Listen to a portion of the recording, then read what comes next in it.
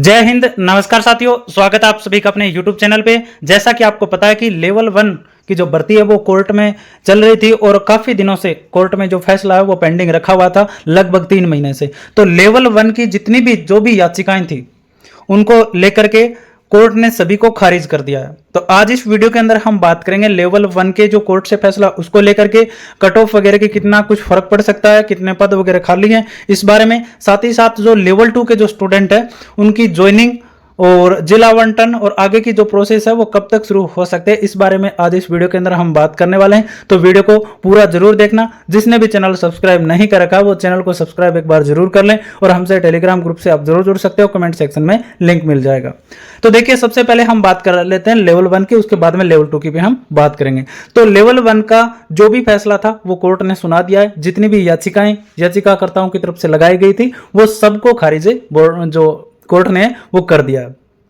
तो अब जो भी बोर्ड जिस प्रकार से अपना जो काम चालू रखना चाह रहा था उसी प्रकार से लेवल 1 का काम है वो शुरू कर पाएगा। जैसा कि आपको पता है, जो मेरे से रेगुलरली टच में रहे थे उन सबको मैंने बोला था कि बोर्ड की तरफ से अध्यक्ष जो कर्मचारी चयन बोर्ड जो है इनका एक प्री पार्टी रही है कि लगभग भर्तियां वो कोर्ट में जाती है, उसके बाद में कोर्ट से याचिकाएं खारिज होकर के ही आती है। आपने अगर देखा होगा बहुत सारी भर्तियों में इसी प्रकार से रहता है। तो अब बात यह है कि जो भी थी कोर्ट की तरफ से आ गया, अब कोई इश्यू नहीं है। जो भी बोर्ड जिस प्रकार से रिजल्ट जारी करना चाह रहा था उसी प्रकार से रिजल्ट आएगा। ठीक है, कोर्ट से यह फैसला आ गया है। अब बात हम करें कि रिजल्ट कब तक आ सकता है। तो देखो, बोर्ड को परमिशन मिली हुई है कि आप रिजल्ट है वो जारी कर सकते हो। और वैसे भी कितने दिन बचे हैं, आज 31 तो हो गई, 1, 2, 3 और 4 के बाद में जो आचार संहिता वो हट जाएगी वैसे भी। तो ये ज्यादा बड़ा इश्यू है नहीं। अब बात करें, देखो लेवल 1 के मैं पोस्ट वगैरह के बारे में बता देता हूं, उसके बाद हम लेवल 2 की बात करेंगे। तो लेवल 1 के अंदर 21,000 पोस्ट थी, उसमें से 19,552 और प्रोविजनल 437 स्टूडेंट को रखा हुआ है। लेवल 1 में 437 स्टूडेंट को प्रोविजनल में रखा हुआ है। साथ ही साथ हम वैकेंट सीट की बात करें, वैकेंट किस प्रकार से, जैसे कोई अब्सेंट रह गया, नॉट एलिजिबल जो भर्ती के लिए एलिजिबल नहीं है वो बात हम बात करें, या कोर्ट के अंदर जिनका फैसला पेंडिंग था उन सबको मिलाकर के 1041 पोस्ट क्या रहती है, वैकेंट रहती है। तो इस प्रकार से ये सारी चीजें हैं वो लेवल 1 के अंदर रही हुई है। 437 तो प्रोविजनल में थे, उनको प्रोविजनल से जो भी उन्होंने डॉक्यूमेंट साक्ष्य जमा कराए उस आधार पर उनको पात्र कर दिया जाएगा। वैकेंट सीट है उन पे नए स्टूडेंट को लिया जाएगा। जो भी कोर्ट की तरफ से, जैसे किसी को कोर्ट की तरफ से कोई याचिका लगाई हुई थी तो सभी याचिकाएं बोर्ड ने खारिज कर दी है, या कोई और जो मामला है उन आधार पे जो भी सीटें हैं वो 1041 स्टूडेंट है वो नए लिए जाएंगे।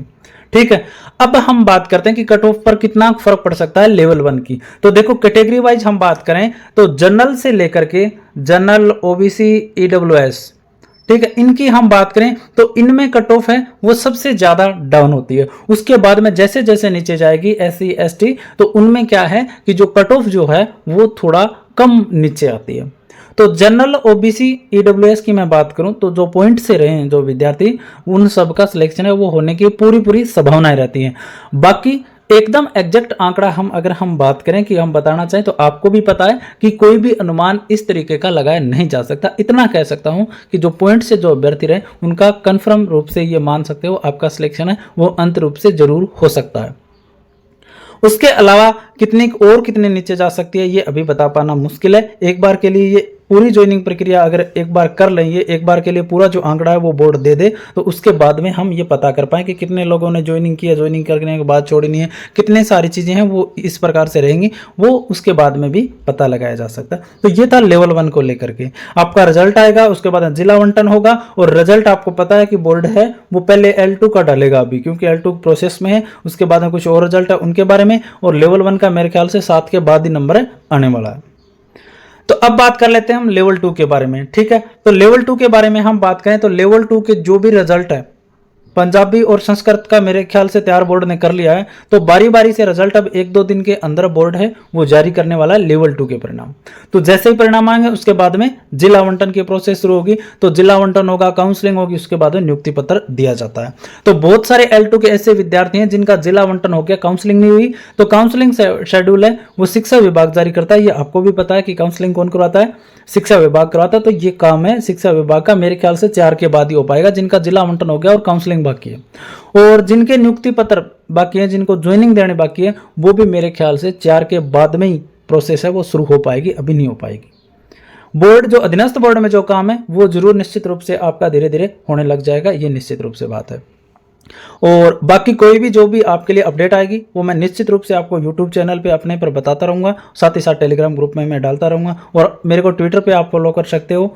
और आज के लिए इतना ही, धन्यवाद।